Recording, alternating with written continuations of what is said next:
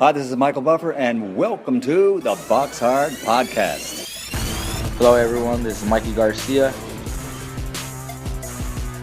This the monster from the swamps, Regis Rougarou Program.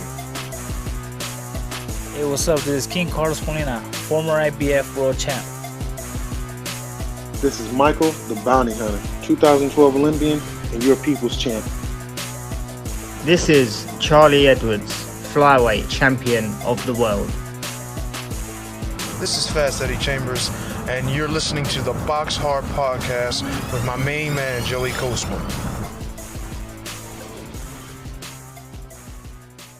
Hello everybody and welcome to episode 496 of the BoxHard Podcast. I'm your host Joey Coastman. I'm joined as ever by former heavyweight world title challenger, the main man himself, Mr. Fast Eddie Chambers. Eddie, how you doing this week? I'm doing great, my man. How about you? Always good when speaking with you, Eddie. We're going to waste no time here. We're going to dive straight into the review part of the show. There's a few bits to go over here.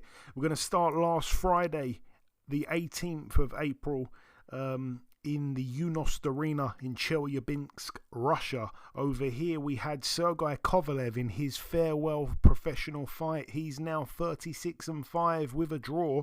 He went out with a bang. His opponent Artur Man, now 22-5, was stopped in the 7th round there. A good performance really from Sergey Kovalev. And yeah, that is supposedly the end of the road for him. All the best to him in retirement if it is to be the case. Moving now then to the Park Community Arena in Sheffield, Yorkshire, United Kingdom. This one was live on DAZN. We had over here Giorgio Vicioli move to 7-0, a TKO for him in the 4th against Kane Baker, now 19-12 with 2 draws. We also had Josh Padley looking quite good, I suppose, even though he wasn't in with a guy who really provided much of a threat at any point in the fight. Josh Padley now 16-1. The TKO for him in the 5th against Marko Setanovic, who was undefeated going in 13-0, loses his He's now 13-1. Setanovic down twice in the 5th round. He really didn't have anything. He was awful. I don't know how he got himself to 13-0, but Josh Padley had way too much for him. And I thought it could have been tough because I don't think Josh Padley's a fantastic fighter. And obviously this guy was undefeated. I hadn't seen even a minute of his clips, but I thought, hey, it could be interesting. He could be decent. But no, he was god-awful. Also on the card, we had return to the ring for Josh Warrington, who I believe was coming off 3 losses, if I'm not mistaken. He is now back to winning ways, 32-4 with a draw, a unanimous decision there over 10 rounds against Asad Khan, who's now 19-7 with a draw. Khan down once in the 6th round and also had a point deducted for repeatedly losing his gum shield. Josh Warrington looked pretty sharp early on, and at one point it looked 100% nailed on that he was going to get the stoppage. But credit to Khan, he soaked up the pressure and toughed it out and certainly earned his money. At the same time, even though I take my hat off to Asad Khan, I also kind of question Josh Warrington just a little bit because I really thought he was going to stop Asad Khan, and I don't know how Khan managed to actually get through. So that in itself is a little bit of a kind of kick in the teeth really for Josh Warrington, because he dominated every second of the fight, to be honest with you, and he's never really been known for getting people out of there, but it looks super possible, especially when he had his man hurt in that 6th round. He was definitely hurt. I think the bell came at a good time for him. There was a couple rounds where the bell came at a good time for Asad Khan. But yeah, frustrating, I guess, for Josh Warrington in the end, having to go to full 10. Also on the card, we saw Ryan Kelly, who's now 19-6 with a draw, lose a majority decision in what was a close fight, really, against Kevin Agyarko, now 17-0, still undefeated. That one there was quite an interesting fight, quite a good fight, competitive, like I say. I did think that Agyarko won the fight quite clearly. I think it was quite close around the midway point, but then Agyarko, for me, seemed to pull away. I thought he was really, really good in in the sort of mid to late rounds, and he had to deal with a cut as well, which was definitely bothering him. So yeah, that was good to see him get through that. So a good win for Agyarko. And then the main event, Dalton Smith, now 18-0, a unanimous decision over 12 rounds for him against Matial Germain, who's now 26-3 with a draw. It was his 30th pro fight, and it's the first time in a loss that he hasn't been stopped. His other 2 losses were both by stoppage to, in my opinion, lesser fighters than Dalton Smith. Germain was down in the second round, the 11th round, and the 12th round. Dalton Smith also had a point deducted for low blows in round 12. Yeah, there was a few punches that strayed low a little bit from Dalton Smith. I think he was just getting a little bit frustrated.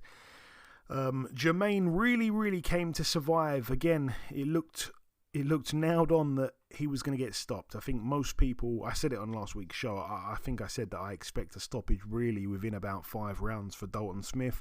Some others said around about sort of round 6, round 7, but no one expected this one to go the distance, especially a 12 rounder as well. So yeah, Germain, I guess, did well to survive it, but again, he was so negative. He barely did anything. He barely came forward at any point in the fight. He was just on his bike. Obviously, he had good footwork and all the rest of it. Dalton Smith, can be quite good at cutting off the ring. And yeah, Germain showed his grit. But I just wanted to see more because it was more like a survival effort from the off, really. And yeah, it was a bit of a frustrating watch. I think a lot of the paying fans that were there in attendance were growing a little bit frustrated because, again, there were a few fights that went the distance.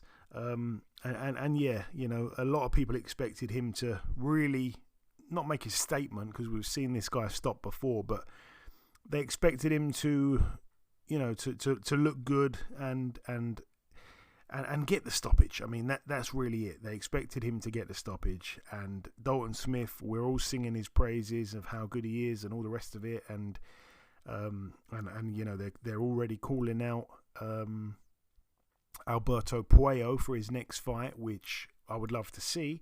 But again, Alberto Puello's a very, very good fighter. So that'll be a really interesting and really tough fight for Dalton Smith. It's a massive step up. But like I say, disappointing to not get the stoppage, but he did win every second of every round, so it's a little bit like the Warrington performance in some ways. It was like we expected a bit more, and he under-delivered a little bit, but also didn't lose a round, so you don't want to be too harsh. But yeah, still, I don't know. Dalton Smith's better than the guys that have stopped Matial Germain. I don't know what to make of it, really. But yeah, it is what it is. He moves on, he gets the win. That's the most important thing. Moving now then to the Front Wave Arena in California, USA. This one was later on in the night on DAZN. Big upset here, really big upset. Charles Conwell loses his O. He's now 21-1. He lost a split decision over 12 rounds to Jorge Perez, now 33-4. Again, like I say, he was a big favourite, Charles Conwell. I think he was about 1-10 or maybe 1-12, meaning that you'd have to bet either $10 or $12 just to make $1. The bookies were really confident in him. He was boxing a very experienced opponent in Jorge Perez, a tough opponent who knows a lot. He's boxed a lot of different styles. He's experienced, like I've already said, and he's tough. And like I say, his ring IQ is pretty decent. And for Charles Conwell, I mean, there were just times in the fight where I don't want to say switched off, or I don't want to say didn't look his usual self, but he went missing a little bit. And again, I feel like I'm kind of saying he switched off without saying it, but there were times where I was a little bit confused. What's he doing? He was a bit too patient, waiting too long for Perez. Perez was at times taking over, and it was becoming kind of his fight that Conwell was fighting. I think Conwell really got the tactics wrong because talent wise he's a very, very good fighter, but this is a massive setback for him, I feel. We probably need the rematch, but again, it was just a puzzling performance from Conwell. He looked very, very flat this time out, and yeah, it's a tough position he finds himself in, I think.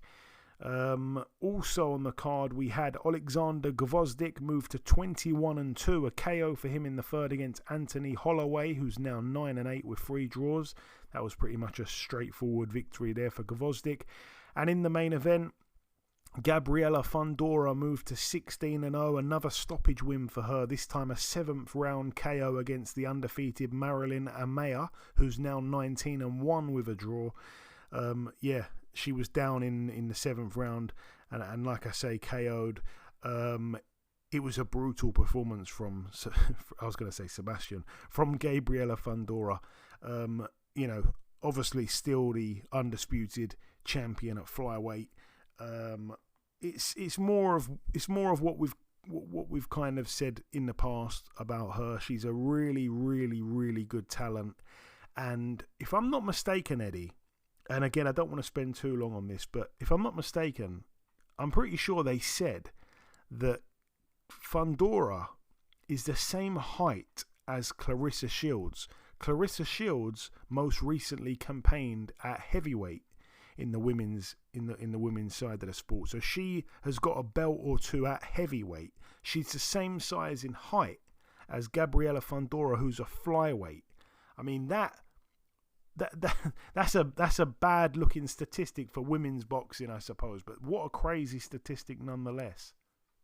That is crazy to be the same. Well, we know she's a tall girl, obviously.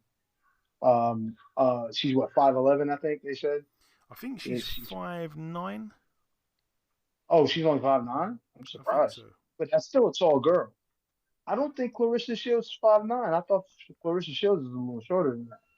I could be wrong, but to be the same size or the same height as a woman that's campaigned at heavyweight, and that's what I want to say. Actually, Clarissa is 5'8", so she's taller than the heavyweight champion. That's just crazy. It's crazy. That could never happen in the men's side of the sport. I mean, Sebastian Fundora is the closest that I would say is heavyweight size as far as height. But he's literally 50 pounds less than what a heavyweight is. You know what I mean? So that is as close as it can possibly get. I can see someone being 6'10" or 6'11" and weighing, 175, 180 pounds, maybe fighting a cruiser light heavy. But I would be very surprised to see that in any lower weight class. And that's tallest I've seen is like Paul Williams and now Sebastian Fundora. Yeah, but we're talking about flyweights. I mean, there's no way on earth a fly. Not in the men's. It's not possible. Somebody is a flyweight being 6'11", no way. First of all, if they were 6'11", no, it's just no way. Apparently, the tallest flyweight in men's boxing was a guy called Jose Johnson, who was 6 feet tall. That's the tallest flyweight. And I would bet you $1,000. Obviously, look at the size of these heavyweights though. They're a lot bigger than 6 foot. I'm 6'1". What the hell? So me being 6'1" as a flyweight, man, could you imagine what I would look like as a flyweight? Like, you could, because my body would never be able to do that. I don't know. That's incredible. 6 foot? Yeah, right. No, I just don't. What's the tallest fighter in boxing below, let's say, 135 pounds? Do you know who that would be? Like, say, anywhere from lightweight to flyweight. Who's the tallest fighter? You've got that guy. You know that guy, the one who springs to mind.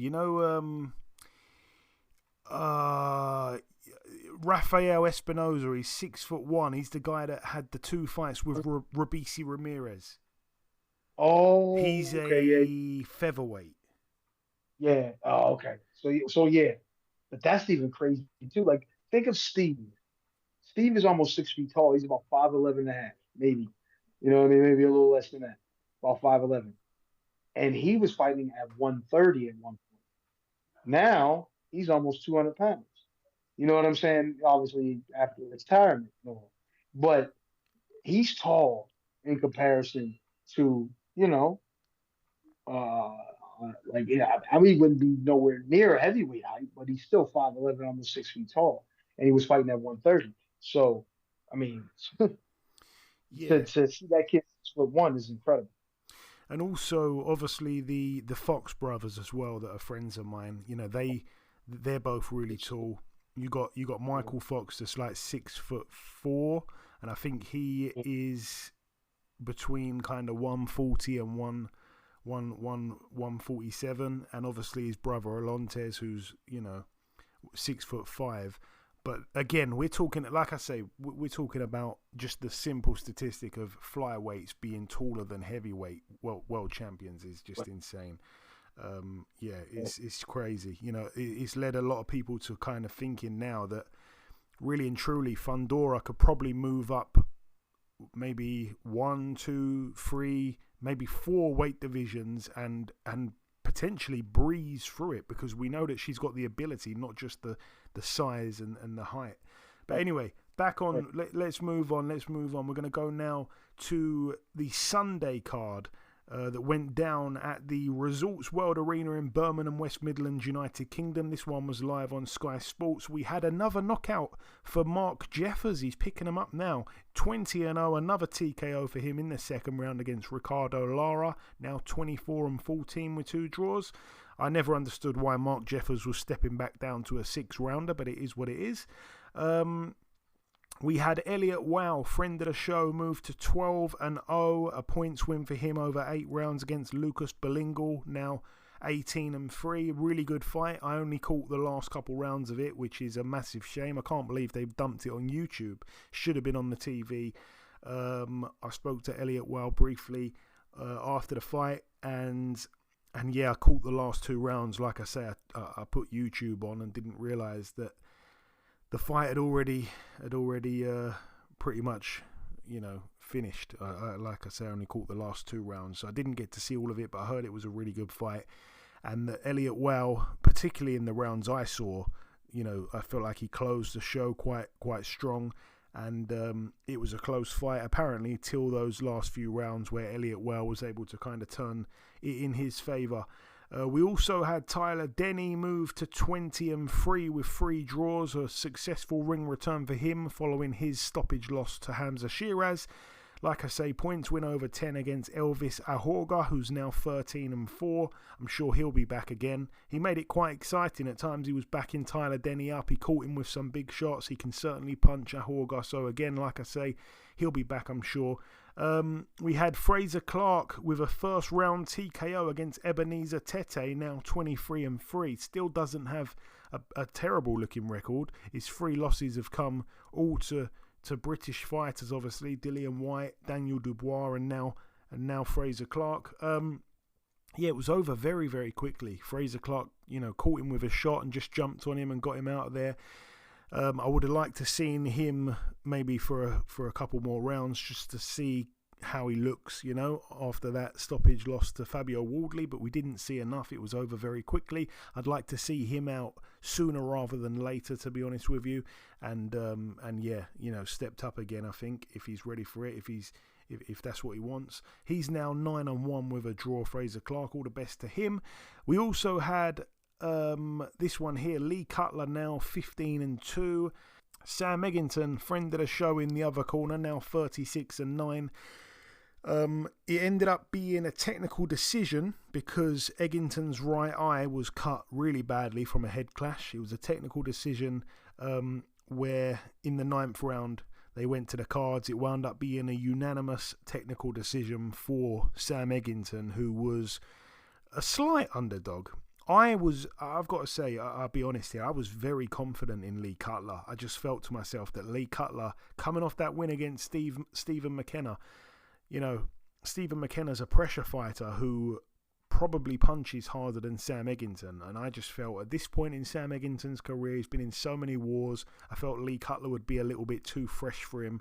And I felt as well that Lee Cutler would probably be better suited to the weight. If anyone was at all, I felt it was probably him slightly. Even though it's a good weight for Sam Eggington, I'm not saying it's not, but I just felt he'd be more comfortable at the weight and be stronger. But like I say, credit to Sam Eggington. It was a close fight. It was an entertaining fight, and he was able to get it unanimously. So that's a massive win for his career. It really is. I mean, I'm over the moon for him. Such a good guy. I really like Sam Eggington. That one was for the WBC International Silver Super Welterweight title.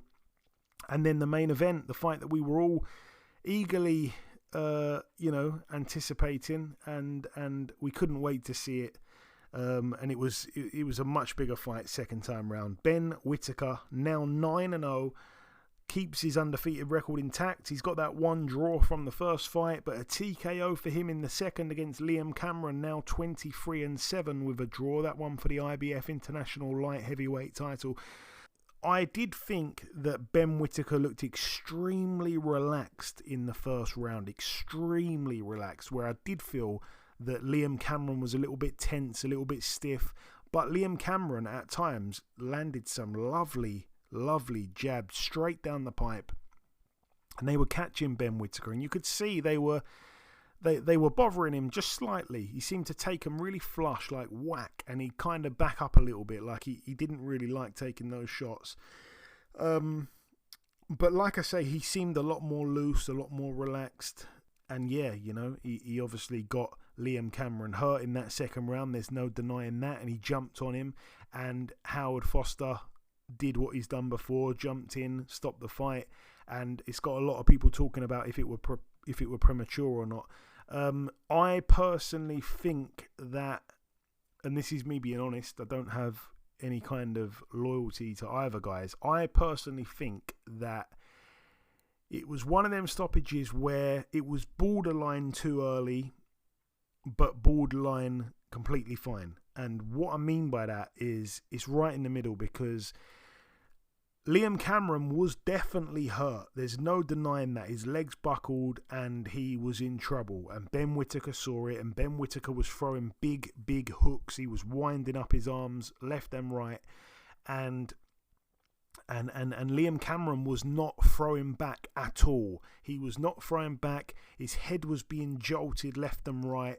And he probably didn't respond to maybe 10 punches in a row from Ben Whittaker. I think if the fight would have gone on for 2 seconds longer with Ben Whittaker continuing his attack, we would all be screaming at the TV saying, stop it, stop the fight. So I think it was just one of them ones where he might have been just a little bit too soon.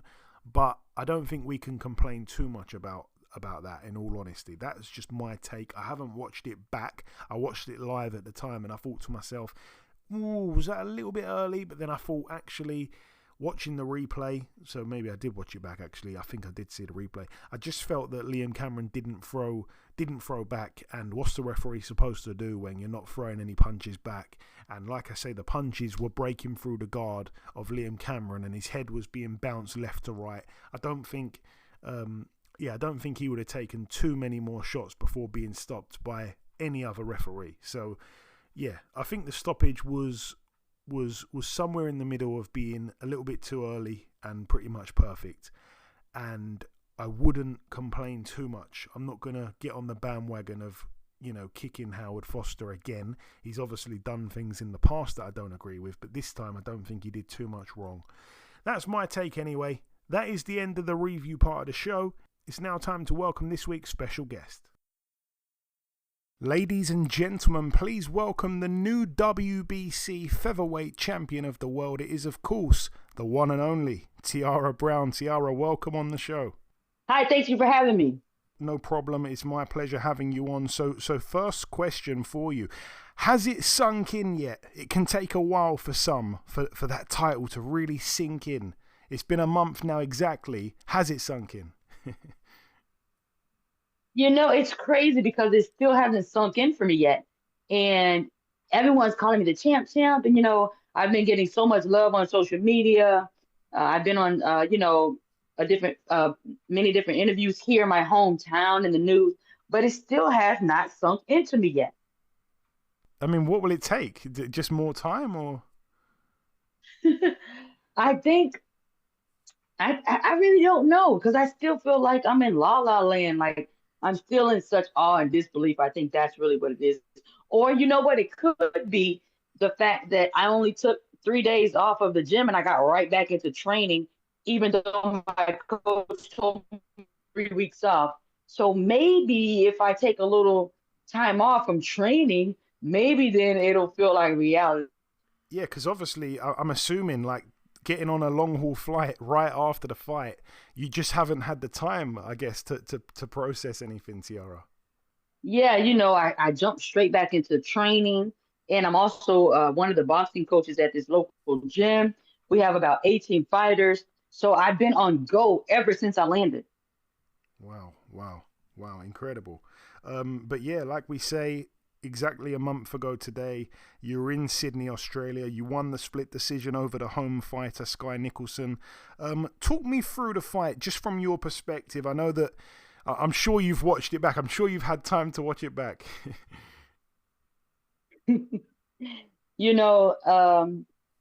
Just going into the fight, I knew that it was going to be tough because I was in Australia. Skye is from Australia, and I was the major underdog. I think it was like 500 something underdog. So I knew it was going to be a tough task, but I knew that at the end of the day, I was going to get the job done.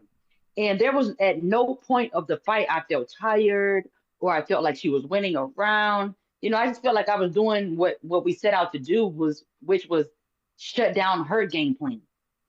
And obviously the fight itself, I mean, we've never seen a woman really bring it to Nicolson like that. I mean, we've seen Nicolson backed up, sure, in little bits. We've seen her box beautifully off the back foot behind a nice jab. But you really broke through that jab and really unsettled her rhythm. After sharing the ring with her, some people have been quite harsh on social media, saying that Tiara has exposed Skye Nicolson. How good do you feel that she was, looking back now? I think that honestly, she's good at what she does, right? So since we knew that she's great at going backwards on that back foot, we knew that she was great at watching the clock and running the clock down and just, with that left hook getting out of the way. My coach, Ernesto Rodriguez, and Rogers Taylor III, we studied Skye for 6 straight weeks, right? So we knew what to do. We knew how to take away her the great things that she does in the ring. We trained how to take it away. And I think ultimately that's what happened. And I don't think it's about exposing Skye. I think it's just the fact that our game plan was to take away her game plan. And that's what we did. And also, Tiara, in the build-up to the fight, the media stuff that I saw, you seemed extremely, extremely confident. But surely you must have been worried in the back of your mind just about the judging after obviously travelling all that way. She's the darling of Australian boxing right now. And obviously she's undefeated. How nervous were you in those moments waiting for the winner to be announced in the ring? And it's so crazy because I've been boxing since 2009, right? And I always get butterflies. I always get nervous, but this is the one and only fight where I have never been nervous at all. I think I had a very gruesome 6 weeks of training. I was very hard on myself during my training camp, and it was all because during the fight, I didn't want to have any fears, any doubt. And through the 6 weeks of me training for the fight, I starved doubt. There was not one day in my training camp where I allowed myself to say, and still the champion, never. Every single day I would say to myself, and the new. Like there was not one moment out of those 6 weeks I allowed fear or doubt to go in my mind, because I knew if it did, I knew I would lose. If I doubted myself even for a moment, I knew that I would lose. So I never doubted myself. I never allowed butterflies to enter my body. I just made sure that there was no negativity around me for those 6 gruesome weeks of training. And so this is the first fight in my life where I had no doubt. I knew that God had prepared this table for me throughout my entire boxing career. I knew that God had placed me here in Australia against the Australian champ to glorify and magnify his name, like David and Goliath. David was a small shepherd boy, Goliath was this big, massive soldier, and no one thought David would win. And he did the unthinkable. He did what many said was impossible. But with God, all things are possible. So I knew that I was going to be the new champion of the world. And I speak to a hell of a lot of US fighters. I've got a good relationship with a lot of guys and girls as well out there in the States. And I'd heard whispers over the years from these people how good you were. But the opportunities just seemed like they were taking forever to come around for you. I know that you took some of your frustrations to social media before. And again, I've known your name for years. You've now proven, though, that hype was real all along. And I said it the week after the fight. I said, just like that, one night has changed everything. Your name now has been injected into the pool or the hat with the biggest possible fights now that can be made in women's boxing, just like that in one evening. I mean, Skye was very vocal about a fight against Amanda Serrano. Your name is in that hat now, whether people like it or not. It's as simple as that. Yes, and one night, right? One night is all it takes. One moment in history, 1 minute can change the rest of your life and change the trajectory of your future. And for my entire career, I watched my friends fight for world titles after time, and I never got my shot. And I always said, if someone gives me the opportunity, if someone cracks open a door, I'm going to kick it down, I'm going to knock it down, and then the world will see in the professional stage the same thing I showed the amateur world when I was number one in the world as an amateur. I just knew once I got my opportunity, I was not going to let it bypass. I was not going to let it slip past me, because I knew if I did, I would never get the opportunity again. And I think a lot of people now, I don't know if you've said this publicly or not just yet. I don't know what you can or can't tell us, but is the rematch next, or can you not say at this stage? A lot of people were expecting there to be, the rematch instantly. Yeah, there was no rematch clause. I feel that the fight, me personally, I feel that the fight was not split. I think I won unanimously. I don't think Skye really did enough to win rounds like that. I think the Australian judge had it correct, 93-97. But right now, I feel like Skye was my stepping stone. I feel like she was that little thing that I needed to get through the door. And now that I'm through the door, I'm looking to my future. I want to fight the best of the best fighters. I want to fight, for all the belts. I want all the belts so I can sit at the top of the mountain like the great Amanda Serrano has sat at the top of the mountain all these years. I feel like, it's my time to shine and show the world that I am one of the best featherweight boxers in history. Are there any names on that hit list of yours just yet, or are you keeping your cards close to your chest? Oh, I'm keeping my cards really close to my chest, but I want to fight the best of the best fighters. Anyone with the belt, I want to be this prize fighters like all the other great fighters are. I want to fight the top names. I want to fight at this weight class, and then eventually move up to the next weight class. I just want to push myself to the limit. I want to dream big. I tell all my fighters, dream big, never dream small. And once you accomplish one of your goals, make a bigger one and accomplish that one. And when you accomplish that one, set higher goals, dream big. And that's what I want to do. I'm dreaming big and I'm reaching for the stars. And Tiara, again, I know this is probably a question that you've been asked probably 10,000 times, but obviously here in the UK, we've heard your story a little bit now, especially with all of the build up to this Skye Nicolson fight. There were a lot of casual fans that were learning things for the first time. But again, I know that you've been asked this a billion times, but your career, obviously as a policewoman for an extended amount of time during your professional career, which is insane. What was that like? And do you have any crazy stories that you can share? Yeah, I've got plenty crazy stories when it comes to being a police officer. I was a police officer for 7.5 years. Wow. While I was an officer in Washington, D.C., the nation's capital, I received the highest award, Officer of the Year, out of 3,000 police officers. I love working in law enforcement. It was just the highlight of my life. I like helping people. Um, I miss helping people in the community in that way. But as a coach, you can reach more people. I think as a mentor, because at the end of the day, I hate locking people up, taking away their right to freedom. But there are bad people in the world who need to be locked up. And sometimes the wrong person, is at the wrong place at the wrong time. And I hate situations like that. But I have so many crazy stories of being a police officer.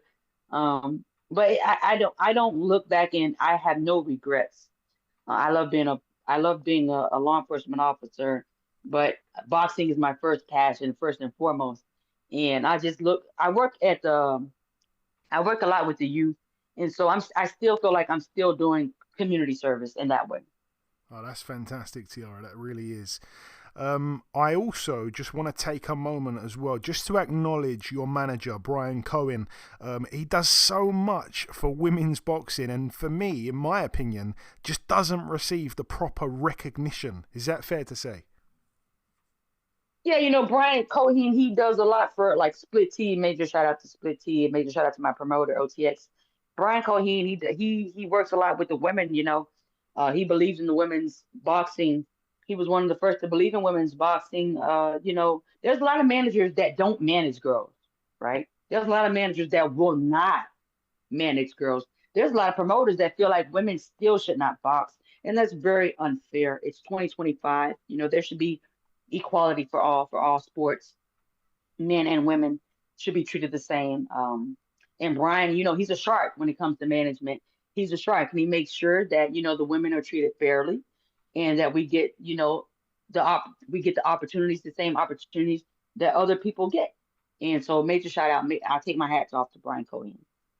Yeah, I echo that. Like I say, I feel like he's doing a lot for women's boxing. Obviously, manages countless female fighters, and it's just a good thing. I just feel like he doesn't get the plaudits sometimes. I've seen him travel to the UK in his fighters' corners in the past, and just a bit of a moment just to acknowledge him there.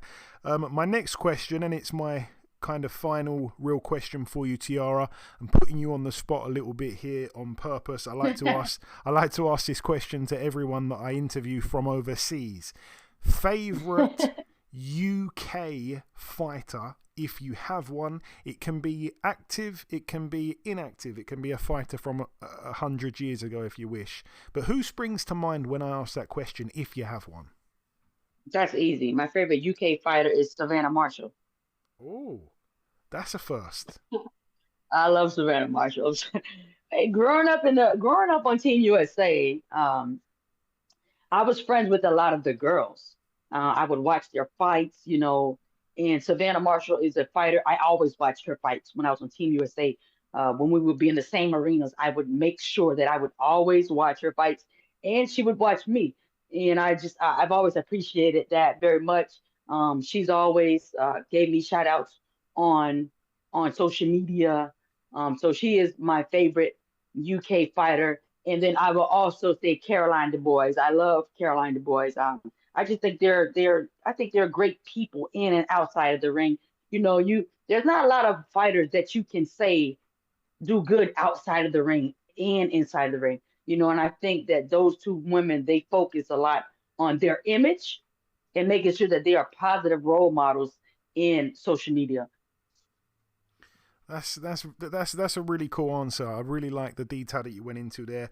Caroline is a friend of the show. She's been on in the past. I've never interviewed Savannah actually, but it was interesting to hear her name said there.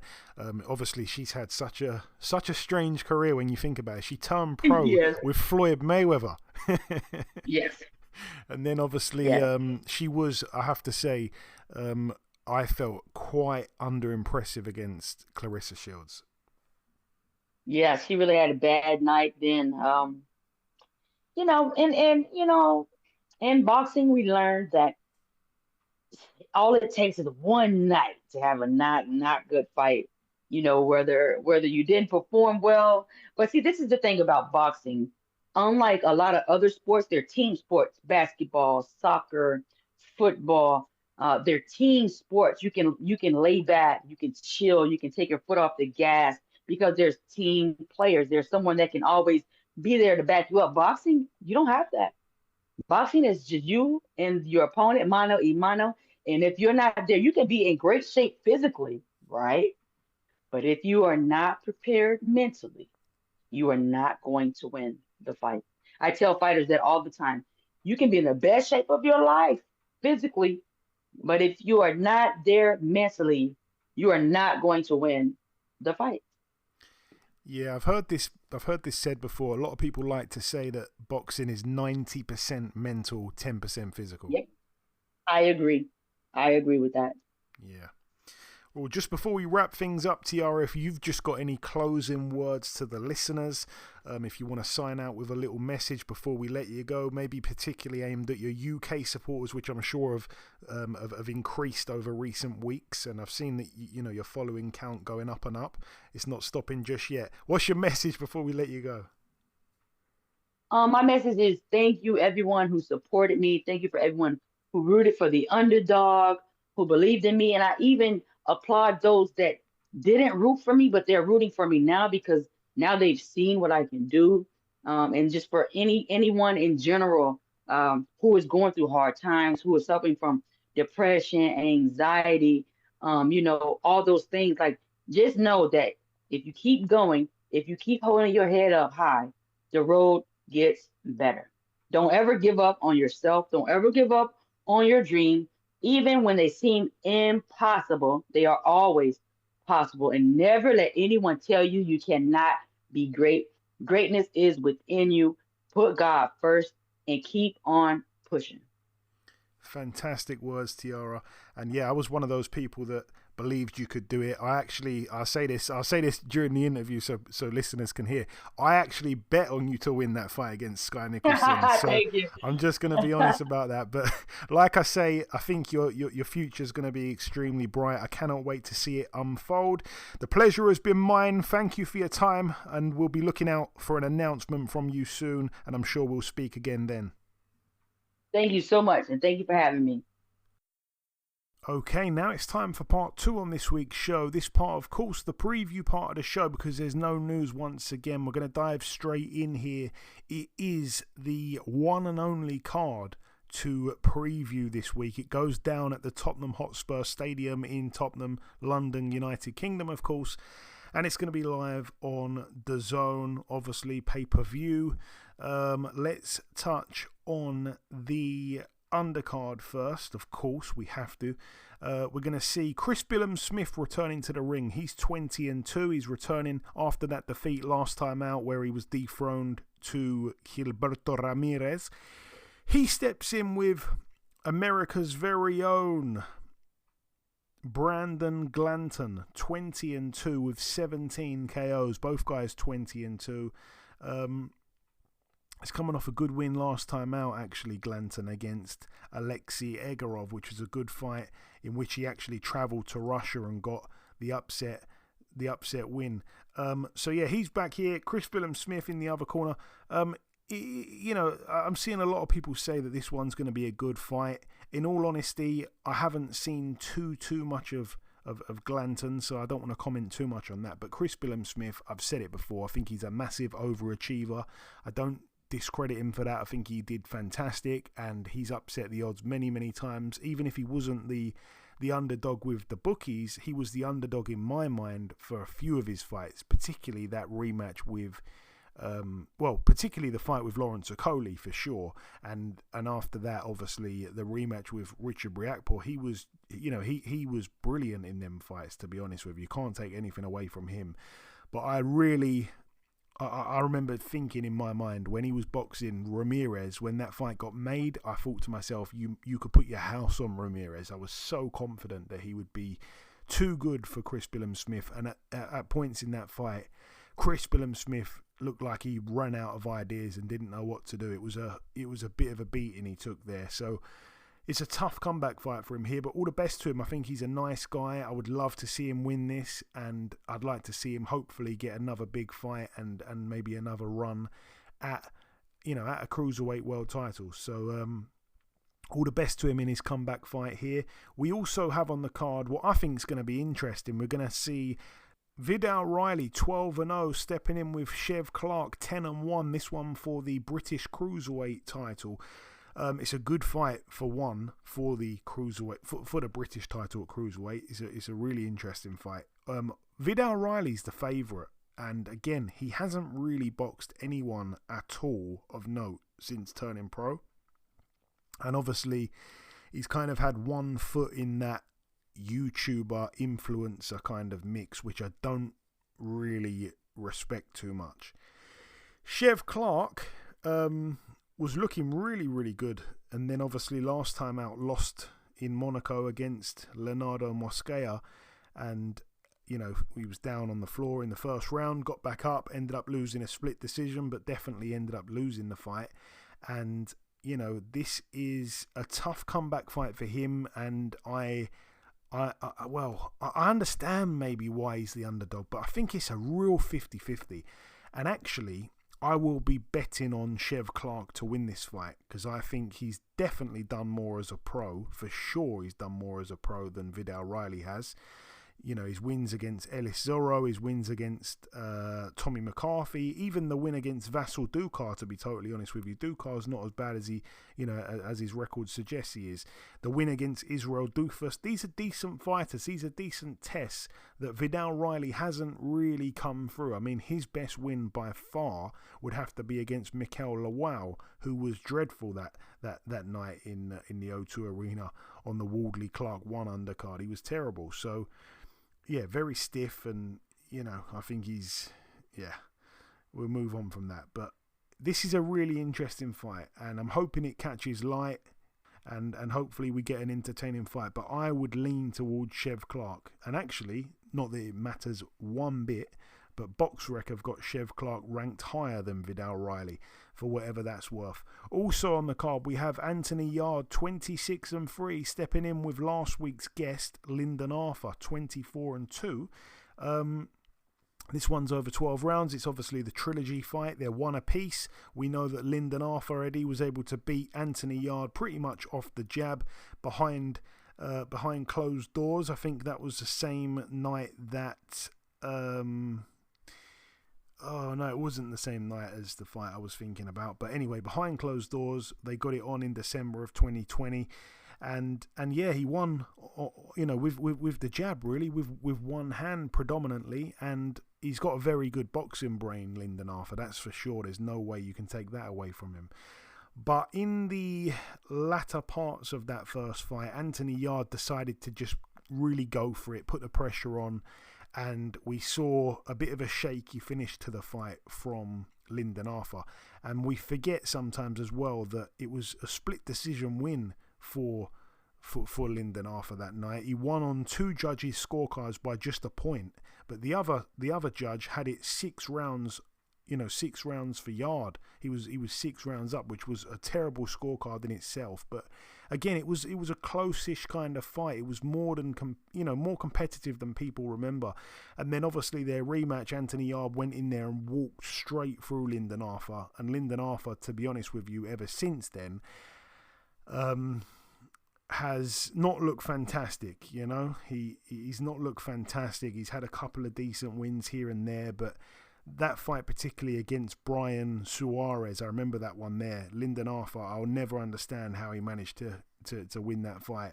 The body shot in the 10th round, he was behind on the scorecard by a mile. He was down, and like I say, that was just shocking. I'll never forget how that fight got turned on its head. That was insane. Since then, he's lost to Dimitri Bivol. He lost absolutely every round to him in Riyadh, and that was in December 2023. And then obviously just boxed once in 2024 against Liam Cameron. He won a split decision, which again, it was a tough fight for him. He's back now with Anthony Yarde in this one here, and like I say, we spoke to him last week. He's very confident. He said he's probably in the best shape that he's been in for a long time. I wish him all the best. I like both guys are friends of the show. Anthony Yarde looked awful last time out, it has to be said, against Ralphs Vilkans. He was terrible there, and I don't think he'll mind me saying. But I really like Lyndon. Do you know that? I really, really like Lyndon. I'm probably closer to Lyndon than I am Anthony, which is a shame because, at one stage I was very, very close to Anthony, but he's not the best at returning texts and phone calls, sadly. I got a lot of love for both guys, but yeah, if I was pushed, I'd have to go Anthony Yard. I would have to. But I can understand why Lyndon Arthur's very confident in himself, and he feels like he had a real off night in the second fight. And I understand that. I think he's got a very good boxing brain, but he's going to have to be switched on. And maybe he'll learn from that second fight. Maybe he will, and he won't make those same mistakes. So I'm a little bit excited for it. I feel like he's in a good place mentally as well, Lyndon Arthur. And I don't think he's going to get walked through like he did in the second fight.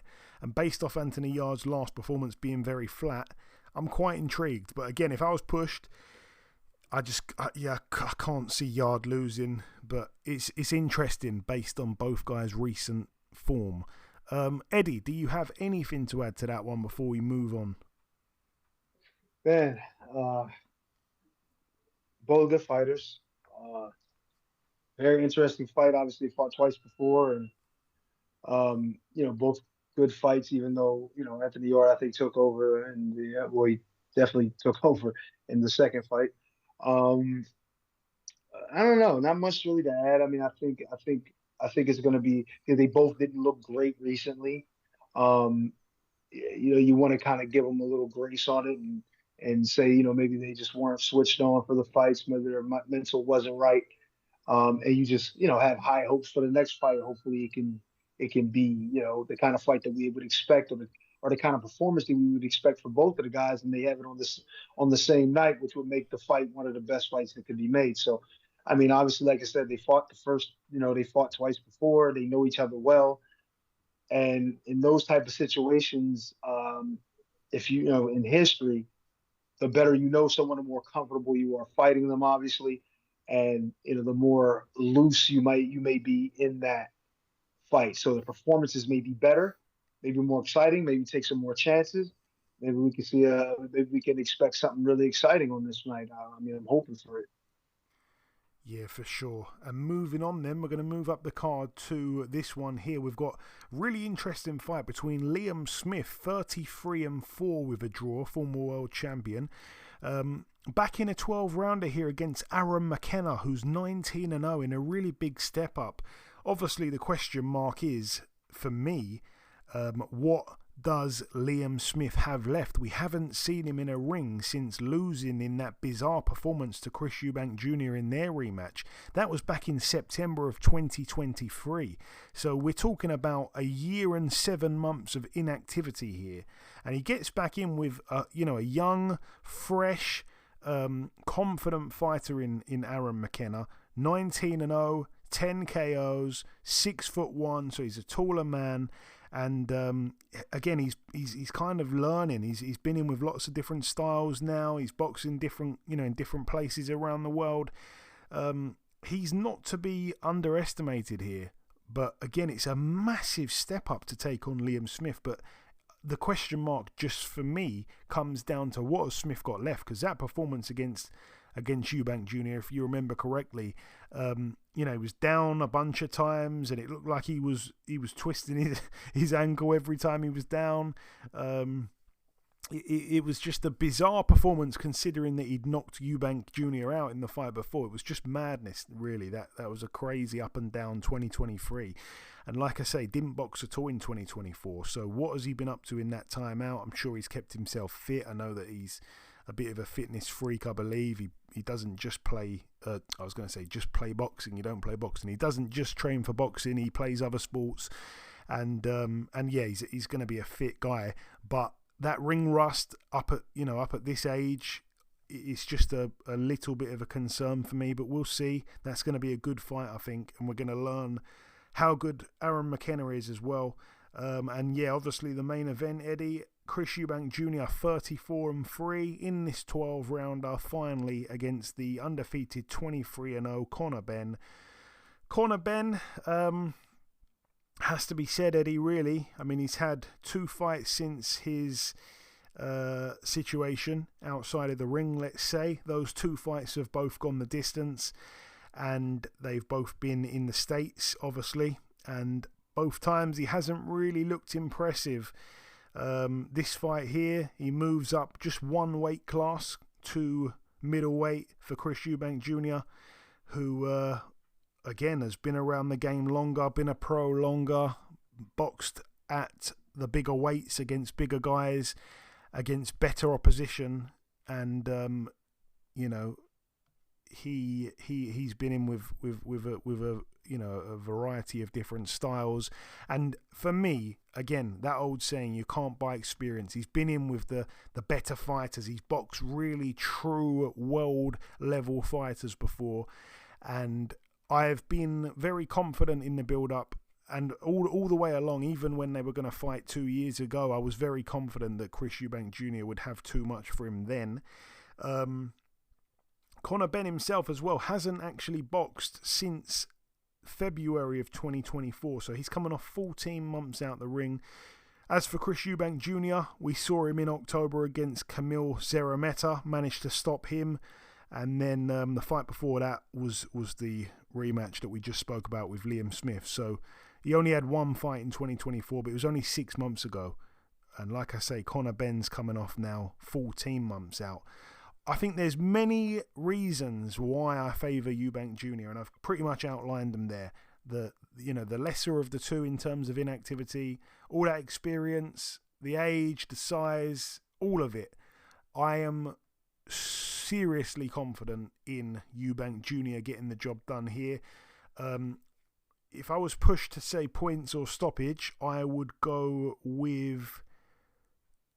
I think I'm actually going to go with a late stoppage for Chris Eubank Jr. I could be miles off. You could have a completely different opinion. There's a lot of people out there that truly believe as soon as the first bell goes, Conor Benn is going to put it right on Eubank Jr. You ain't going to want to miss those early rounds. But tell me what you think's going to happen, Eddie, and who you feel will emerge victorious. I remember not too long, too long ago, a lot of people were high on Conor Benn.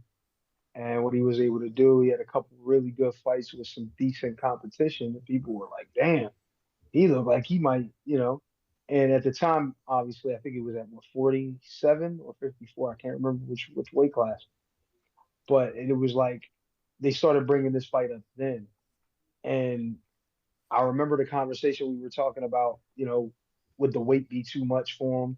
And I remember listening to it on the way to, I think I was doing the work and different things, them talking about, and Chris Eubank talking, obviously Conor Benn talking, about the difference in weight and what it means. And I think Chris Eubank's father was saying a lot about him, because I think they were trying to have that catch weight where Eubank had to come down to, I think, like 50, 57 or some shit like that. So, because I think the weight class was a little bit, was a little bit off, and they were trying to make it to where it was a little more fair. And I think he was coming down in weight to a weight that he supposedly had never been. And then the fight ended up going off. And then obviously, the outside the ring things that happened to Conor Benn, and he was out for a couple years, I think, from that. And then, and now we're back full circle. And like you said, he hasn't really looked super great recently. And then you had Chris Eubank with the fights with Liam Smith, and then this other last one that he had. And I guess he's kind of on the upswing right now. And if at last looks we had to pick a winner, obviously you're going to go with the guy who's more proven, who's been in with the better competition, who is the bigger man. And they always say, it takes a great small man to beat a good big man. Well, in this case, I don't know how great Conor Benn is and how much we can, actually say that he's even good. But yeah, of course he's good. He's a high level professional, world class guy. But is that good enough to beat somebody who's been proven, who's been in there with high level competition, be it win, lose, or draw? He still competed. World champions, beaten world champions, one in particular, Liam Smith. So, he's been kind of proven. So I understand, and I agree with, if you're going to go with someone and you're going to pick a winner, or at least who you feel is going to be in the right position, you got to go on what we've seen and not what we think we might see from someone. And now, obviously, they've never matched up together. Obviously, they're born rivals because of their fathers and all of that, and they don't seem to like each other too much. So, they're going to definitely give their best effort because they want to best the other one. You know what I mean? To keep the tradition going, for, one of them. Or, I mean, I think at the end of the day, the fans are the winners because we do get to see these two young, Chris being a little older, but we get to see these two young fighters go at it again, the next generation. And hopefully, they give as good as their fathers did and can really turn this into something. Maybe we can see multiple different fights if Conor's able to step up and able to deal with the size advantage or the size difference, and maybe even be able to hurt Chris Eubank. You know what I mean? We're not sure. We haven't seen them together, in the ring yet. But if I had to choose, if I was pushed to choose, obviously I'm gonna go with the smarter money, which would be on Chris Eubank Jr. Yeah, some good points there, Eddie. And it just makes me even more excited for Saturday to come around. I'm just looking at the odds here, and the favourite is Chris Eubank Jr. and the bookies are expecting him by KO actually. So yeah, that's interesting there. So maybe my pick will come true. We'll see. But anyway, that brings the preview part to a close. In part one, we did the review part. Then we welcomed our special guest, yet another female boxing world champion. In the preview part, we went through that one card. There was no news to mention. The final thing for me to do is to come in with the outro, which I'll do in just a few seconds. Okay, and this wraps up episode 496 of the BoxHard Podcast. I've been your host, Joey Coastman. Eddie Chambers has been with me for the duration of the show. A massive shout out to this week's special guest, the undefeated WBC Featherweight Champion of the World, that lady being Miss Tiara Brown. What an absolute pleasure it was having her on the show. The biggest thanks of all goes out to you, the listeners. Thanks once again for tuning in. That is about everything now from myself. Enjoy your weekends, people. You're not going to miss that card. I know you're not going to. We'll see you all again, same time next week.